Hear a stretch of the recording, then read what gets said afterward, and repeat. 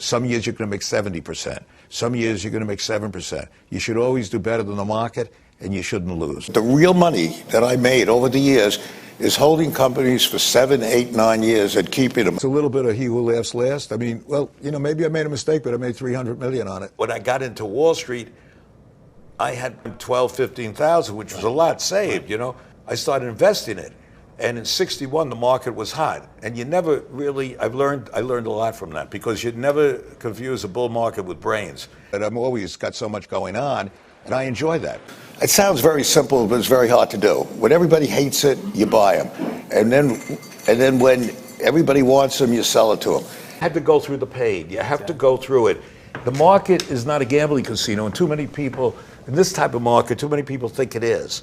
And especially now with low interest rates. So it's really a dangerous place today. Well, and they know my nature, that I'm not going away, that I'm an obsessive guy, that I'm coming in here, I've done it, and there's no way that I'm leaving until they do something. We go in and we clean up a company. There are many companies in the country that are very well run, but many are terribly run.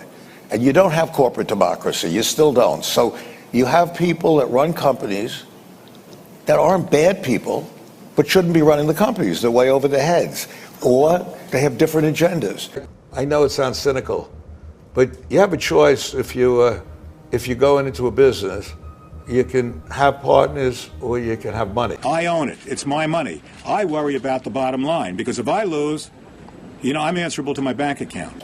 But the problem with our country, and I think we're going to pay a price for it sooner than we think, is that many of our companies are not run well. I make money. Nothing wrong with that. That's what I want to do. That's what I'm here to do. That's what I enjoy.